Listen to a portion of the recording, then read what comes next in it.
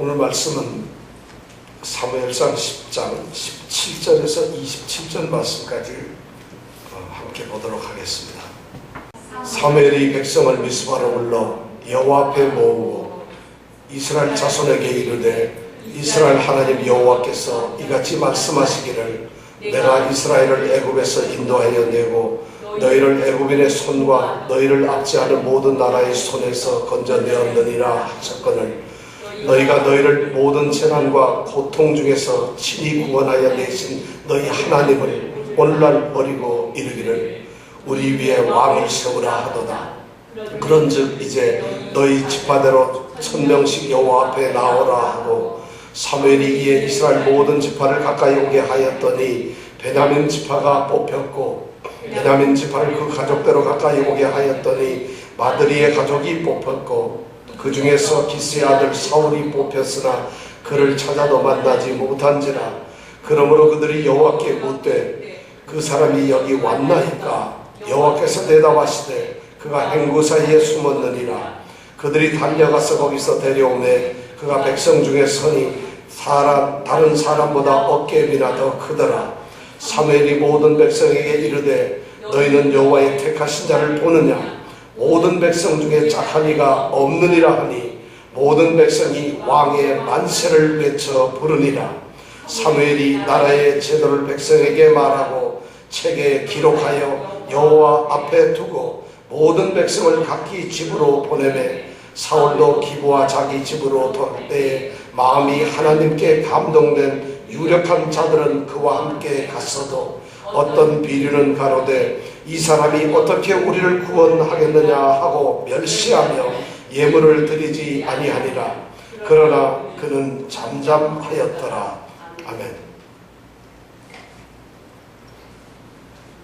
우리는 지난주하고 이번 주까지 사울이 왕으로 세움을 받는 그 말씀을 우리가 생각을 합니다. 지난주에 우리가 사무엘상 10장 1절에서부터 16절까지 말씀을 생각했는데 그 말씀 가운데 내용은 이런 거였습니다. 사울이 암나기를 찾다가 못 찾아서 사무엘을 만나게 됐는데 사무엘이 이제 그를 특별하게 대접을 하고 그 다음에 밤을 새워서 지붕에서 대화를 한 다음에 이제 1박 2일의 여행을 마치고 사무엘을 이제 돌아가게 하는 거죠. 사울을 돌아가게 하죠. 그래서 헤어지는 장면이 이제 성문 앞, 이 라마의 성문 앞에서 사무엘과 사울이 서 있습니다. 그래서 사환을 먼저 보내고 사무엘이 이 사울에게 말합니다. 내가 너에게 아주 중요한 일을 하겠다고 하시면서 기름병을 가지고 사울의 머리에다가 기름을 붓습니다. 그 행위가 뭐냐면 왕으로 하나님께서 세우셨다는 얘기죠. 그렇게 하고 난 다음에 이제 사울이 그 사실을 믿지 못할까봐. 왜냐하면 사무엘이 뭔데 내게 기름을 붓고 내가 왕이 되었다고 하는 건가. 그래서 못 믿을까봐 세 가지의 이제 사인을 주죠. 그가 하나 둘 셋 우리가 다 기억하죠. 하나는 네가 길 가다 보면 어떤 두 사람을 만나는데 이제 잃어버린 암나기를 찾았고 아버지가 너희를 걱정을 하고 있을 것이다. 이런 이야기를 할 것이라는 이야기를 하나 이제 해주고 반드시 만나게 될 것이다. 또 두 번째는 이제 세 사람이 베델을 향해서 가는데 그 세 사람이 가다가 이제 떡을 세 덩이 가진 사람 중에 한 사람이 떡을 2덩이를 이제 사울에게 줄 것이다 하는 그런 얘기. 이것이 두 번째 사인이었어요. 이제 사울이 길을 가면서 그런 일을 만나면은 내가 지금 너에게 기름을 부어서 왕으로 세운 이 사실을 반드시 기억하고 잊지 말 것이다 하는 이제 사인을 주는 것이죠. 그리고 나머지 세 번째가 뭐냐면 선지자 무리들을 만나서 네가 성령을 받고 그들과 함께 이제 예언을 하게 될 것이다 하는 이런 얘기를 하게 되죠. 그렇게 하고 이제 정말 사울은 가면서 하나하나 다 이루어지고 특별히 오늘 읽기 전에 있는 13절부터 16절까지의 말씀은 어떤 거냐면 이 사울이 선지자 무리들과 만나서 하나님의 영이 충만하게 임해서 그래서 예언을 했다는 그 사건에 대해서 기록을 해두고 있죠. 사울에 대해서 이 기브아 사람들이 너무 잘 알고 있는데, 동네 사람들이 이 친구가 어떻게 하나님의 말씀에 이 예언을 하는 것인가 깜짝 놀라는 이런 사건이 바로 일어났습니다. 그리고는 이 사울은 집으로 돌아갔고, 집에 들어가서 이제 숙부를 만났고, 숙부가 네가 어디 갔었느냐? 사무엘을 만났습니다. 사무엘이 무슨 얘기했느냐? 암나귀를 찾았습니다. 이 얘기만 했습니다. 이러고 나서 나라에 대한 얘기는 하지 않았다. 여기까지가 이제 지난 16절의 말씀입니다. 여기까지가 얘기인데, 이제 문제는 사무엘이나 사울이나 마음속에 이 사무엘 입장에서는 하나님께서 정말 사울에게 기름을 부어서 왕으로 세우시는구나 하는 확신이 사무엘에게 있어요.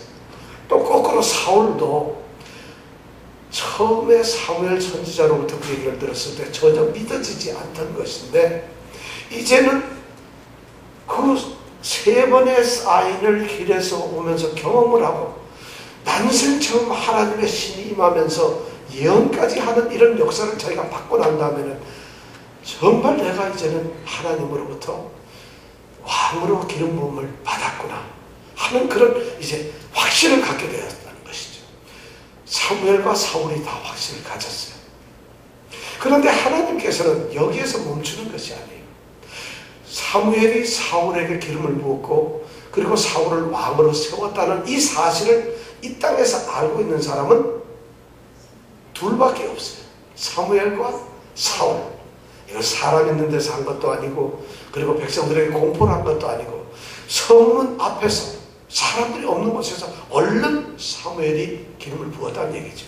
그러니까 세상 사람들이 아무도 모르는데, 이스라엘 백성들이 왕을 주소서 했는데, 어떻게 사무엘이 이제 드디어 사울을 세워놓고 이 사람이 왕이다 그러면 이 백성들이 그 사울을 어떻게 받아들일까?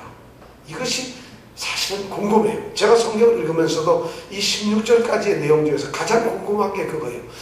왕을 세울 거면 빨리 이 트럼펫을 힘차게 부르고 백성들을 모은 다음에 이 사람을 왕으로 세웠다 이래야 될 것 같은데, 성문에서 얼른 기름 붓고 헤어지고 난 다음에 서로가 마음속에 약속만 하고 나를 왕이 되었구나, 나는 왕으로 기름을 부었다 이러고 있으니까 되겠느냐는 것이죠.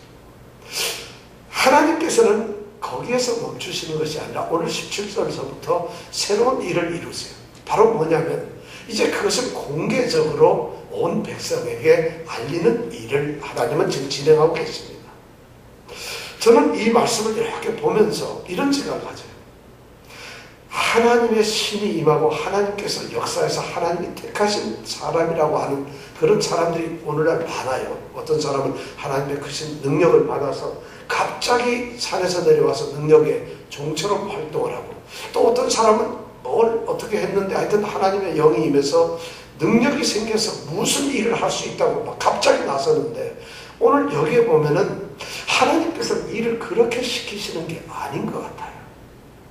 하나님께서 기름을 부어놓고 이 사울을 훈련을 시키는 것이에요.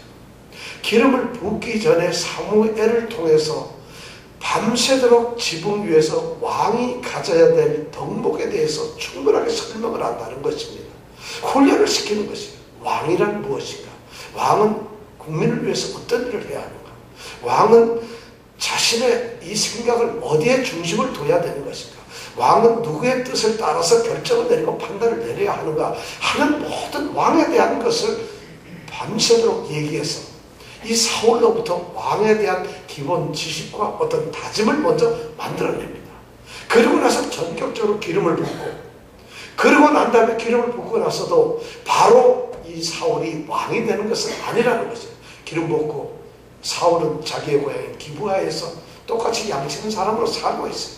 지금 오늘 그 사건 17장 이후의 사건은 그리고 시간이 어느 정도 흐른 다음에 일어나는 사건입니다. 그렇게 기름을 부은 이 사울이라는 위대한 왕이 될 사람이 이름 없이 그냥 목동으로서 기브아 산속에서 살고 있다는 것이죠. 그런데 하나님께서 오늘 17절에 보니까 사무엘을 통해서 이스라엘 모든 백성들을 어디로 모여? 미스바로 뭐라고 했어요? 미스바는 여러분들 기억나는 게 뭐예요? 미스바 하면 뭐가 기억나요? 미스바. 미스바 하면 사사기에서는 사사기 19장, 20장, 21절의 그 사건에 보면은 이스라엘 11지파가 미스바에 전부 집합을 해서 나머지 한 지파인 베냐민 지파를 멸종시키기 위해서 이제 전부 모여가지고 회합을 하고 결정을 한 것이 어디냐면 바로 미스바예요. 그런데 오늘 미스바에 모이는 것은 그 멸종된 베냐민 지파의 한 사람인 사울을 왕으로 세우기 위해서 다시 미스바에 모인다는 것이에요. 참 역사의 아이러니랄까, 하나님의 직구점이죠. 하나님이 이렇게 엉뚱한 데가 계시는 것 같아요.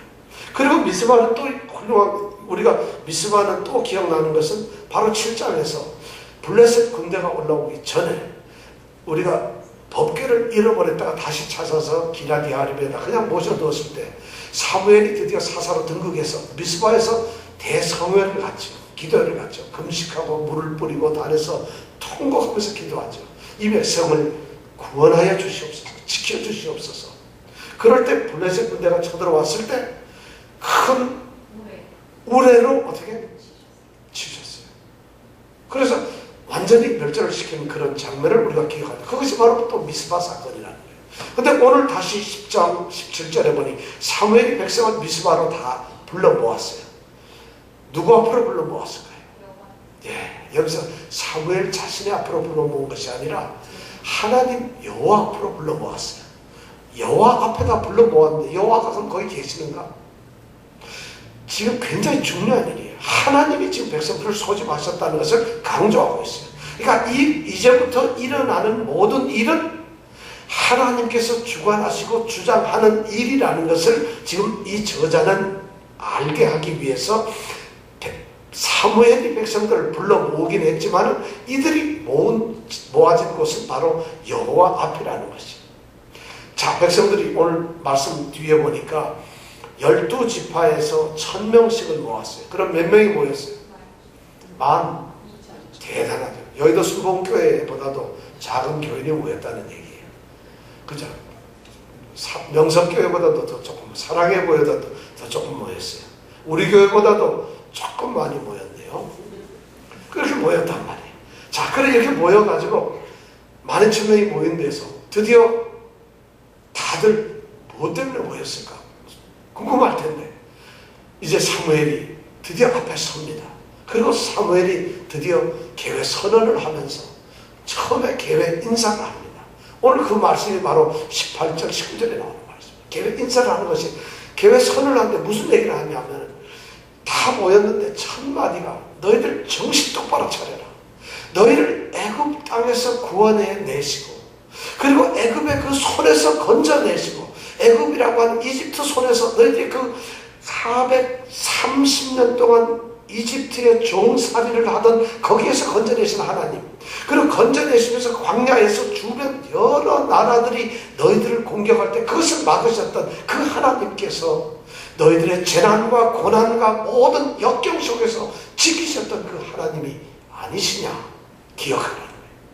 하나님의 인도하심을 기억하라는 것이에요. 모든 환경 속에서 전적으로 우리를 인도하신 그 하나님을 기억하라는 것이에요. 그런데 그 하나님을 너희들이 버리고 왕을 우리에게 달라, 왕을 우리에게 달라, 하나님을 배반했다는 것이에요. 너희들이 이제 하나님을 배반한 족속이라는 것이에요. 너희들은 더 이상 하나님의 통치나 하나님의 인도를 바라는 것보다는 너희들이 원하는 왕의 인도를 바라고 왕의 보호를 바라는 그것을 요구했다는 것이에요. 이제 너희들이 하나님과의 관계를, 하나님은 너희를 사랑해서 너희를 어떻게 하든지 지키려고 하는데 관계를 끊어버렸다는 것이죠. 그리고 왕을 세우려고 하니까 그렇다면 좋다, 왕을 세우자. 이제 너희들이 1200명, 1000명씩 다 나와라. 그래서 1000명이 나왔어요. 그리고 뭐라 하는 거예요? 왕을 뽑기 위해서 지금서부터 하나님 여호와 앞에서 제비를 뽑는다. 이스라엘 백성들은 어떤 일을 결정할 때 하나님께서 우림과 둠밈이라고 하는 그걸 주셔가지고, 그것이 이제 두 가지로 되어 있는데 우림과 둠밈이라고 했는데 그걸로 소위 말해서 점을 쳤어요. 하나님의 뜻이 어디 있는가를 그들이 그것으로 판가름했어요. 근데 우림과 둠밈은 주로 어떤 때 사용했는가 하면 둘 중에 어떤 것을 선택할 때 이제 썼어요. 그래가지고 선택할 때 자, 이쪽으로 가야 될까 이쪽으로 가야 될까 그것을 선택할 때 우림과 둠밈을 통해서 우림은 이쪽 둠밈은 이쪽 그래서 그것을 안에다 넣고 흔들어서 끄집어내어서 우림이 뽑히면 어디로 이쪽으로 하는 거. 이것이 하나님의 뜻이다 하는 그런 제사장 이 옷에 늘 가지고 다니는 그런 하나님의 뜻을 묻는 그런 제비가 있었어요. 우리는 이쪽으로 할까 저쪽으로 할까 하면 어떻게 결정을 하나요? 네. 네? 이정근 집사님은 금방 잃어버렸어요. 이게 뭐죠? 이게 뭐예요 이게? 예, 이정근 집사님 우리는 어떻게 결정하죠? 숨도 안 쉬고 이정근 집사님 바로 이렇게 했어요. 우리는 어려서 이렇게 많이 했는데 이스라엘 백성들은 바로 그렇게 결정을 했어요. 그래서 그것을 하나님의 뜻으로 알고 그 길로 따라갔다는 것이죠. 그런데 오늘은 둘 중에 하나를 고르는 선택의 문제가 아니라 다 중에서 누구를 뽑아내는 문제니까 어떻게 하면 좋겠어요? 이 제비를 어떻게 뽑으면 좋을까? 성경학자들은 어떻게 했을까 궁금하게 생각하는데 많은 생각을 하다가 아마 이렇게 했다고 생각을 해요. 12개의 돌을 다 넣고 그래서 그걸 막 흔드는 다음에 그 중에 하나를 딱 뽑는 거예요. 또는 뭐 어떤 사람은 어떤 통에다 넣고 막 흔들다가 기도하면서 막 흔들다 보면 툭 튀어나가는 게 하나가 있는데 그럼 그것을 주워서 그게 뽑혔다 생각하는 거예요. 하여튼 어떤 방법으로든 제비를 뽑는데 12개 지파들 중에서 하나를 뽑았는데 어디가 뽑혔다? 지만 베냐민 지파가 전부 다 뽑힌 거예요. 그러니까 백성들은 지금 왕을 뽑는데 전부 다 이 각 지파별로 지파에 훌륭한 사람도 있을 거고 유능한 사람도 있을 텐데 또 르벤 지파 같은 경우는 내가 장자니까 맏아들이니까 당연히 우리 지파에서 뽑히겠지 뭐 희망이 있지 않겠어요. 근데 딱 뽑는데 가장 어린 12번째 아들인 베냐민 지파가 딱 뽑히는 거예요. 그 순간 이 백성들의 소리가 어떤 게 나오겠어요? 야 이게 나오겠어요? 실망의 소리가 아마 있었을 것 같아요. 이 저자는 그런 것을 쓰질 않았지만 제가 보기에는 반드시 있었을 것 같아요. 왜냐하면 사사기 마지막에 이 사무엘 직전에 이 지파가 전멸되다시피 한 그 지파에서 왕이 될 사람이 뽑혔다는 거. 이거 말이 안 되는 거예요. 말이. 그런데 하나님께서는 이 하나님의 역설이라는 거예요. 하나님께서 당연히 우리 인간들이 만약에 그때 투표했다면 후보가 어디서 나왔을 것 같아요? 유다 지파에서 나왔어요. 또 에브라임 지파에서 나와가지고 유다와 에브라임이 아마 민주당하고 공화당 이런 싸움이 되었을 거예요. 그러면은 백성들이 오늘날처럼 반 갈라져가지고 통일이 안 되고 하나가 안 됐을 거예요. 그러니까 하나님께서는 절묘하게 하나님의 지혜로서 베냐민 지파가 뽑히도록 한 거예요. 물론 이것은 이미 사무엘과 사울과 약속이 된 그 일을 하는 것이에요. 그러니까 백성들도 지켜보는 것이 조마조마하지만은 그거보다 더 조마조마한 사람은 바로 사무엘이에요. 하나님께서 나보고 먼저 기름을 부어서 베냐민 지파의 사울에게 왕이라고 기름을 부어주라 했는데 그러고 나서 내가 사울한테 너는 왕이 된다고 약속까지 했는데 이걸 뽑았는데 갑자기 유다 지파가 뽑히면 어떻게 될까요? 사무엘은 그만 끝나는 거예요. 사무엘 인생은. 근데 딱 흔들었는데 베냐민 딱 붙였을 때 사무엘도 기뻤고 백성들은 탄성했지만 사무엘은 하나님 정말 하나님은 제주가 용하십니다. 이랬었는데 하여튼 하나님 이 베냐민을 뽑았다는 거예요. 그리고 베냐민 지파에서 다시 뽑았는데 그 지파에서 가족을 이렇게 뽑다 보니까 바로 기스의 집안이 뽑혔어요. 그리고 기스라고 하는 기스 집안 아버지가 뽑혔고 기스 집안에서도 형제가 여러 명인데 누가 뽑혔어? 바로 오늘 얘기한 사울이 뽑혔다는 것이에요. 이것이 정말 하나님께서 여기서 중요하게 알 수 있는 것. 하나님의 계획은 반드시 그대로 하신다는 것입니다. 여러분 이런 것을 믿어야 됩니다. 우리가 제비를 우리 잠언에 보면 사람이 제비를 뽑으나 그 길을 정하시는 분은 하나님이신데 우리가 계획은 세우지만 하나님께서 반드시 하세요. 그러니까 하나님을 믿는 자에게 하나님께서는 자신의 뜻을 반드시 이룬다는 것이에요. 하나님이 약속을 하면은 그 약속은 하나님이 제일 못하는 게 약속을 어기시는 거죠. 하나님은 할 수가 없어요. 하나님이 약속을 하면 반드시 지키게 되어 있어요. 그런데 하나님의 약속이 뭐냐면 바로 이 하나님 말씀 성경이에요. 이 성경이 약속이잖아요. 테스타멘트, 올드 테스타먼트. 그죠? 약속이란 말이에요. 그러니까 여기 성경에 나와 있는 모든 말씀 하나님이 우리와 하신 약속이니까 반드시 이루어진다는 거죠. 그래서 하나님께서 바로 이 사울과 사무엘에게 하셨던 그 약속이 그대로 이루어지도록 사울이 뽑혔다는 거죠. 사울이 딱 꽂혔으니까 드디어 자 이렇게 해가지고 쫙 뽑으면서 사울 당첨 이랬을 거라고요. 사울이 왕으로 뽑혔다. 그러면 사울이 어떻게 해야 돼요? 트럼펫 딱 보는 데서 왕복은 아니지만 그래도 좀 옷 갈아입고 탁 등장을 해야 될 거 아니겠어요? 드디어 사울이다 하는데 전 백성이 소리를 지르면서 사울이라 하는데 사울은 나타나지 않아요. 자, 스팟라이트가 계속 찾습니다. 지금 사울이 어디 있는가? 아무리 비춰도 사울이 나타나질 않는데 자, 하늘로 비쳤다 하늘로 비쳤다 베냐민 지파 구석구석을 다 뒤지는데도 사울은 나타나질 않는 거죠. 큰일 났어요. 제비는 뽑아놨는데 사울은 없는 거예요. 그러니까 이들이 제가 뭐 성경은 한 줄로 슬쩍 끊었지만 아마 시간 무지무지하게 걸렸을 거예요. 한 30분, 1시간 이상 찾았을 거예요. 그러니까 1000명 중에 없으니까 없구나. 그러니까 드디어 이 이스라엘 백성들이 하나님께 기도를 하는 거예요. 하나님, 사울이 그 사람이 여기 있습니까?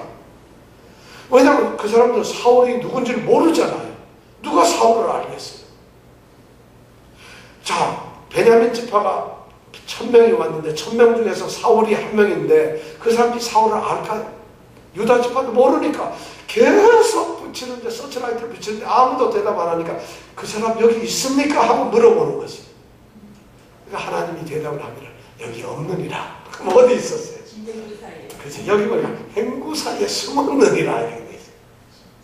행구가 뭐예요? 행구. 네, 행구는 여행 다닐 때 들려면 가방, 짐 그걸 보고 행구라고. 옛날 번역이라서 여러분 애워두세요. 야, 행구들로 메워와라. 이러면은 얼마나 성경적인 말이 되겠어요. 행구 가져왔느냐? 그럼 누가 알아듣겠어요? 저는 사무엘상 10장을 읽어본 사람들만 행구 알아듣겠죠. 그렇죠? 이병택 집사님 이제 행구 일하러 갈 때 행구 꼭 가져가세요. 이러면 딱 알아듣는단 말이에요. 행구 뒤에 숨었더라. 그래서 사람들이 막 가가지고 거기 찾아보니까 귀걸이 떡대가 이런 귀걸이 장대한 한 젊은 청년이 거기 숨어 있었다는 거지. 이 사람이 왕이라는 거예요. 하늘도 놀라고 땅도 놀라고 다 놀라버렸어요. 왕 될 사람이 저렇게 있으니까. 그러니까 사무엘이 나오라 해서 딱 세웠어요. 안 나가니까 세우니까 사람이 섰는데 이 사람은 어깨만큼 쏙 올라서 귀걸이 굉장히 장대하고 아주 대단한 사람이 뽑힌 거예요. 사울이 드디어 왕으로 뽑혔어요. 그러니까 이스라엘 백성들이 전부 다 막 그 순간에 생각을 해보세요. 저렇게 늠름하고 훌륭한 인간적인 생각이죠. 저렇게 늠름하고 훌륭한 왕이 세워진 것이. 사울 왕이 제비를 뽑은 것은 바로 이런 모습이에요. 그래서 사울 왕이 드디어 됐어요. 그러니까 그러고 난 다음에 이제 백성들이 만세를 부리고 난리를 막 그냥 난리가 난 거죠. 만세, 왕의 만세, 천세, 만세, 만만세 막 그런 나니까 드디어 사무엘이 다 이렇게 조용한 거예요. 드디어 사무엘이 왕의 제도, 나라의 제도를 갖다 설명을 합니다. 자, 왕은 앞으로 어떻게 할 것이고 나라를 어떻게 다스리고 왕을 너희들이 어떻게 섬겨하고 왕의 사명은 무엇이고 왕의 임무는 무엇이고 왕은 어떤 일을 해야 되는 것이고 쭉 설명을 했어요. 그리고 그것을 책에다 썼어요. 앞으로 이스라엘 백성들이 왕에 대한 요책 기록한 것을 한번 우리가 찾아봤으면 좋겠는데 기록은 있는데 그걸 찾았다는 게 없어요. 고고학자들이 이걸 반드시 언젠가 찾아낼지 모르겠어요. 찾아내면은 사무엘이 왕에 대한 이 기록을 우리가 한번 보고 나라의 제도를 보면서 그때 대해서 제가 이 설교를 다시 하면 사무엘이 선포한 나라의 제도는 이런 것입니다 하고 제가 설명을 드리겠어요. 그런데 지금은 아무도 몰라요. 뭐를 어떻게 했는지. 다만 분명히 우리가 알 수 있는 것은 나라의 제도를 선포하고 책에다 기록을 했다는 것이고 그러니까 책이 남아있을 것이고 기록한 그 책을 어디에 두었느냐? 여호와 앞에 두었다는 것이. 여호와 앞에 두었다는 얘기는 그 당시에 여호와가 계시던 성소나 성막을 이야기할 텐데 그 당시에는 성막이 없어요. 본래 실로에 성막이 있었는데 블레셋이 쳐들어와서 초토화시켜버렸고 법궤까지 뺏어갔거든요. 그래서 법궤를 끌고 들어와서 지금 기럇 여아림에다가 맡겨놓고 있는데 그럼 성소가 없는데 그래서 성소가 없다 보니까 뭐가 있어? 산당이라고 하는 데가 생겼잖아요. 산당은 곳곳에 있는데 과연 어디에 있었을까? 성경학자들이 이걸 가지고 막 싸워요. 제가 보기엔 진짜 쓸데없는 거예요. 그냥 여호와 앞에 두었다. 그러면 여호와 앞에 두었구나. 이렇게 생각을 하면 되는데 꼭 그것이 어디냐? 여호와 앞에 발 앞이냐? 무릎 앞이냐? 아니면 뭐 어디 이렇게 따질 필요가 없잖아요. 여호와 앞에 두었다는 얘기는 여호와의 권위 아래 두었다는 것입니다. 그래서 이제부터 사울이 왕 노릇을 하고 나라를 다스릴 때는 반드시 이 책을 보고 하나님의 뜻을 물어야 된다는 이런 것을 말하고 있는 것입니다. 자, 그리고 나서는 다 되고 난 다음에 사무엘이 백성들을 이제 돌아가시고 왕이 뽑혔으니까. 그래서 백성들은 다 돌아가 버렸어요. 무슨 왕을 뽑았는데 왕을 하고 뭘 어떻게 해야 되는데 백성들도 돌아가 버려요. 사울도 왕으로 뽑혔지만 가만히 보니까 뭐 왕관도 없고 왕복도 없고 왕이 거야 될 궁궐도 없고 아무것도 없는 거예요. 그러니까 뭐 하겠어요? 나도 고향으로 돌아가자 하고 기브아로 돌아가고 말았다는 거지. 이것이 기록이에요. 그런데 놀랍게도 기브아로 돌아가는데 오늘 26절에 보면은 사울도 기브아 자기 집으로 갈 때에 그 다음에 말이 중요해요. 마음이 하나님께 감동된 유력한 자들은 그와 함께 갔다는 거죠. 그러니까 그 중에 마음이 감동되었다는 얘기는 이게 뭐 엄청난 하나님께서 마음을 감동 준 게 아니라 왕을 주소서 하면서 왕을 바라던 사람들 중에서 그래도 각 지파에서 유력한 사람, 용감한 용사들, 그리고 이제는 나도 전쟁터에서 군인으로서 우리 민족을 위해서 살겠습니다 한 사람들이, 많은 유력한 사람들이 이제 사울을 따라서 어디로 가는가? 기브아로 가는 거지. 그래서 기브아에 가서 이제 왕으로 삼고 사울을 섬기겠다는 것이. 제가 보기 이 순간 사울은 죽었어요. 사울이 얼마나 잘 사는지 몰라도 한 500명 따라갔다 그러면 500명 밥을 매일 먹여야 되고 월급도 줘야 되는데 지금 왕만 되었다 뿐이지 뭐 세금을 걷기랍니까 뭐랍니까 아무것도 아니에요. 그러나 하나님께서는 이렇게 사울 왕을 세워두셨어요. 이제 공개적으로 이스라엘 모든 백성들에게 왕이 세워졌음을 선포합니다. 그런데 21절에 보면 안타까운 일이 생기죠. 어떤 비류는 가로되, 이 비류는 좀 아무 쓸데없는 사람이란 말이에요. 그러니까 한량으로 특별한 역할도 없고 쓸모없는 자, 쓸데없는 형편없는 비천한 종류들을 비류라고 표현을 합니다. 이런 비류가 있었는데 이런 비류들, 그런 쓸데없는 사람들이 떠들어대기를 시작하는데 이 사람이 과연 우리를 구원하겠느냐? 이런 사울을 선택한 이 하나님의 뜻에 정면으로 반대하는 사람이 있다는 것이에요. 어떻게 이런 일이 있을까? 왕을 달라고 하는데 저는 이 기록이 상당히 의미가 있어요. 이 비류가 어떤 사람일까? 각 지파 중에서 1000명씩 뽑아가지고 지금 모였는데 1000명 정도로 뽑혀올 정도면 그래도 그 지파 중에서는 괜찮은 사람들일 텐데 그 중에 사람들을 비류라고 표현을 했을 때는 이 저자는 하나님의 이 선택에 대해서 굉장히 높임을 지금 가지고 있어요. 그래서 하나님의 선택이라는 것을 강조하기 위해서 그들, 이 선택된 사울을 따라간 사람을 유력한 사람이라고 이야기를 하고 반대하는 사람을 비류라고 이렇게 아주 비하해서 표현을 하고 있어요. 그런데 냉정하게 가만히 보면은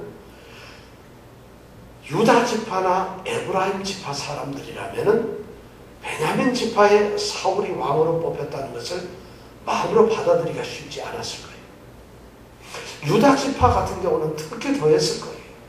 왜냐하면 유다 지파는 모세에게 자기네들이 축복을 받았던 거, 야곱으로부터 축복을 받았던 장자의 축복을 받았을 때 그 유다 왕의 호를 가진다 했는데 당연히 왕은 자기네들이라고 생각을 했었을 거란 말이에요. 유다 지파에게는 그런 면면의 어떤 전통, 그런 내부적인 어떤 의식이 있었을 거라는 것입니다. 그런데 유다 지파는 자기네들이 뽑히지 않고 자기들과 에브라임 지파 그 사이에 조그마한 땅을 얻고 있는, 정말 가장 보잘것 없는 베냐민 지파의 사람이 왕으로 뽑혔다는 것이 받아들여지지 않는 것이, 제가 보기엔 성경학자들이 많은 사람들이 그렇게 이야기를 하면서 이 내용에 대해서 어떤 얘기를 하느냐면 이것이 하나님의 분노가 여기에 있었다는 거죠.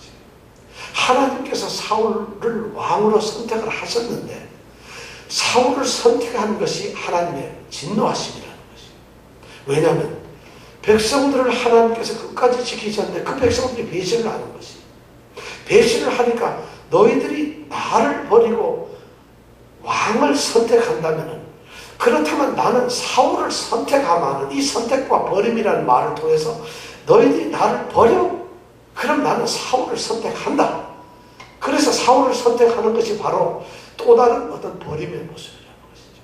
그래서 왕의 하나님 마음에 합당하지는 않지만 하나님이 이스라엘 백성을 정말 어떻게 보면 진노의 대상으로서 진노하시기 위해서 그들에게 사울을 뽑았다는 것이죠.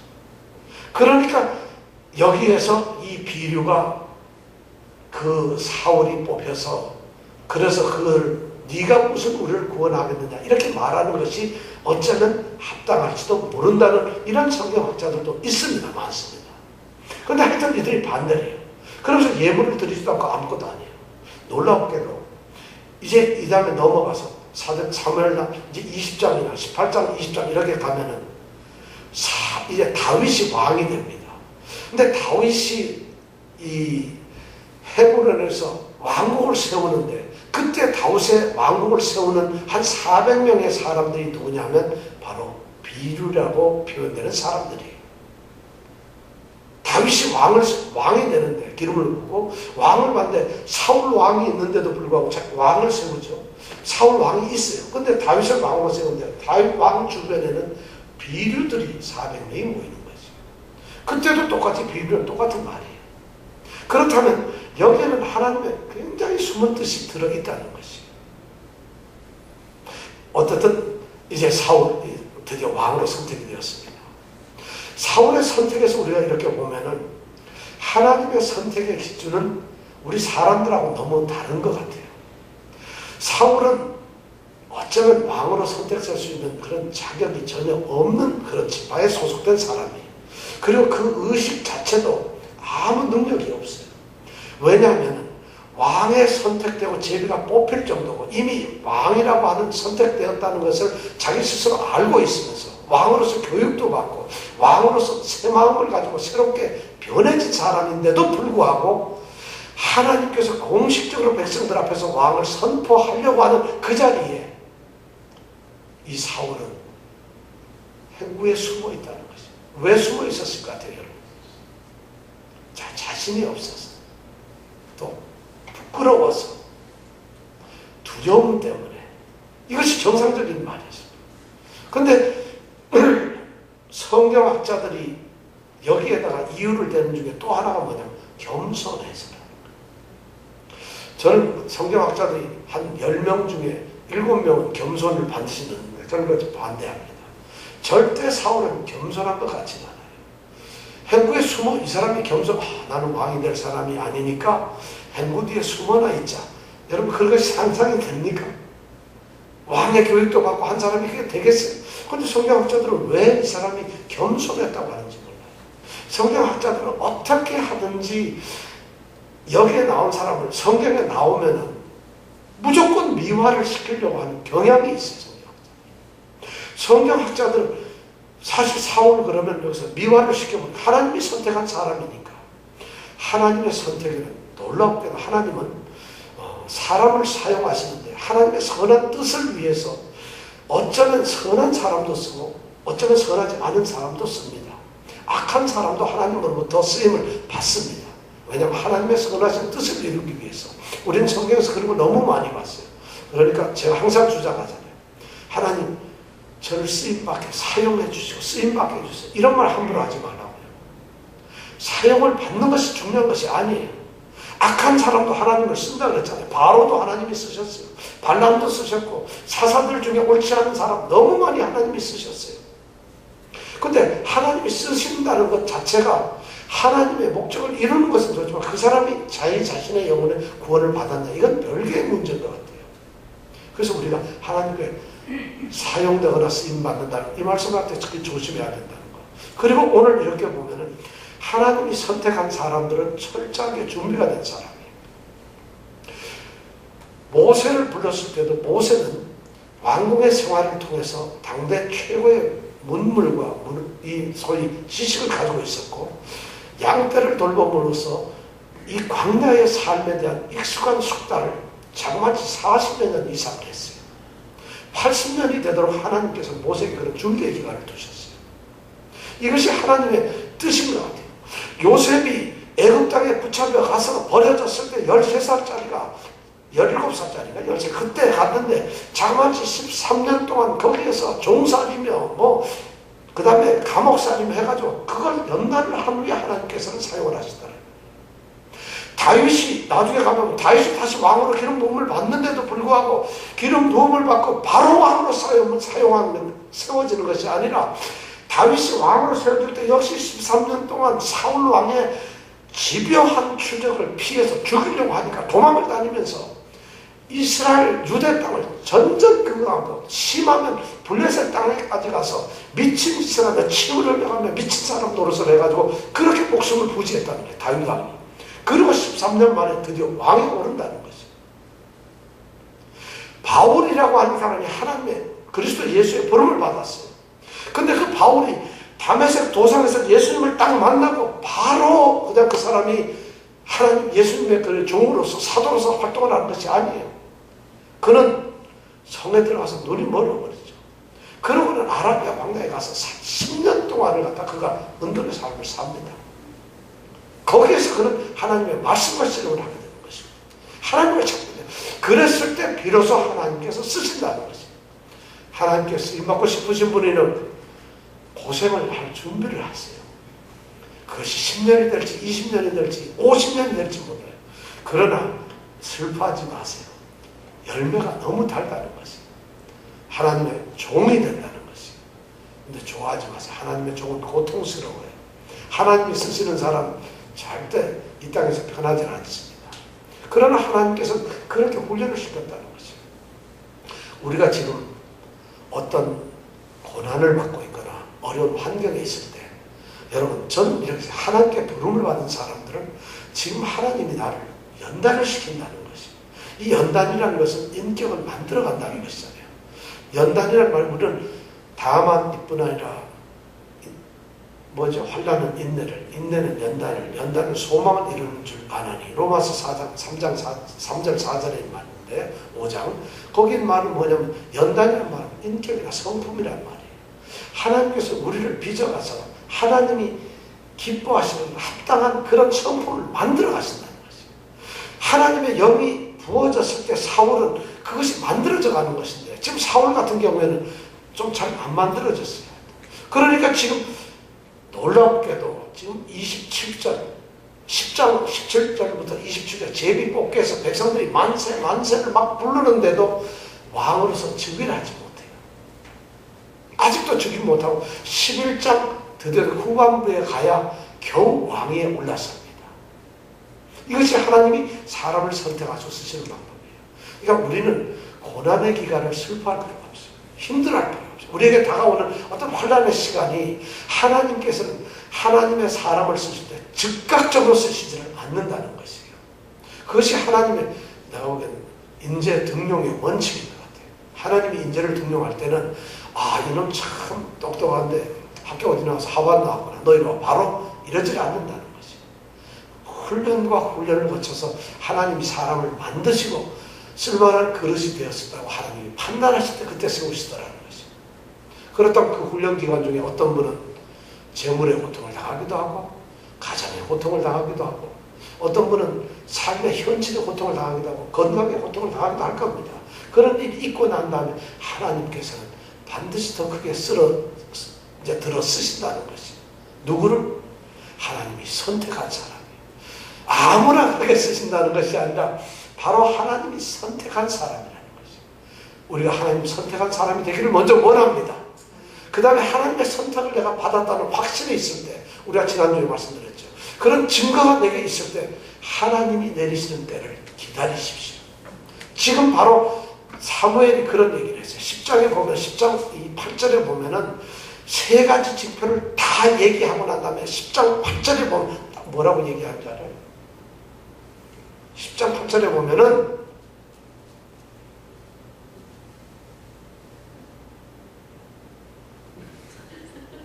10장 8절에 보면은 이렇게 돼 있죠. 너는 나보다 앞서 길갈로 내려가라. 내가 내게로 내려가서 번제와 화목제를 드리리니 내가 내게 가서 너의 행할 것을 가르칠 때까지 7일을 기다리라. 7일을 기다리라. 저 7일이란 말이 이제 13장에 가면 굉장한 일들로서 벌어지면서 이 7일 때문에 사울이 버려지는 역사가 나타납니다. 사울이 왕에서 폐위가 되어버리고 맙니다. 이 기다림은 너무 소중한 것이. 여러분들 하나님께 기도하는 제목이 있습니까? 하나님께서 여러분들에게 해주시기를 원하는 간절한 소원이 있습니까? 여러분들이 하나님의 부르심을 받고 하나님의 사람이라고 만약 선택되고 하나님의 백성이라는 하나님의 자녀라는 확신이 있고 그런 정말 뚜렷한 나의 믿음의 확신이 있다면 기다리십시오. 그 때를 기다리십시오. 그러나 그 때가 멀지 않습니다. 하나님께서 반드시 우리를 이루십니다. 그 때를 기다리면서 그 때를 이겨내는 사람들, 그 기다림을 하나님의 뜻에 합당하도록 다가가는 사람이 반드시 하나님께서 쓰실 거라는 것입니다. 하나님의 은혜가 그때 내리실 거라는 것입니다. 우리가 오늘 사울의 선택을 보면서 그것을 깨닫습니다. 이 시간 우리가 함께 기도합니다. 하나님께서 주시던 그 하나님의 기다림, 이건 하나님의 하시는 일의 역사를 펴나왔습니다. 하나님은 즉시 모든 것을 다 하실 수 있음에도 불구하고 이렇게 시간을 연단을 시키십니다. 우리가 이 땅에서 예수를 믿고 구원을 받습니다. 의롭다함을 얻는데, 그런데 우리가 완전한 구원을 얻기 위해서는 이 땅에서부터 하나님 앞에 부름을 받는 그날까지 성화라고 하는 연단의 기간을 갖습니다. 그때 우리가 부서지고 깨어지고 깎이고 넘어지고 함으로써 그러면서 하나님이 보시기에 가장 아름다운 그런 모습으로 우리가 빚어져 가는 겁니다. 그것이 실패되었을 때 구원은 우리에게 오질 않습니다. 그 과정이 겪어졌을 때 비로소 하나님의 부르심이 이루어지는 것입니다. 오늘 우리가 하나님 앞에 기도합니다. 하나님, 지금 나 앞에 당해 있는 많은 시련과 어려움과 고통과 역경이 있습니다. 또 내가 하나님, 이것을 이렇게 안 해도 되는데 내게 당하는 정말 내가 원치 않는 일들도 있습니다. 하나님, 그러나 이것이 하나님이 내게 주신 나를 연단시키기 위한 시간임을 내가 깨닫습니다. 이것이 우리의 고백이 되어야 하고, 이제 머지않아 하나님이 부르시고 하나님이 이루실 그날을 소망하면서 절대로 소망을 잃지 않고 믿음을 가지고 믿음으로 걸어나가는 그런 사람이 되겠습니다 하는 결단을 하면서 이 시간 우리 함께 기도합니다.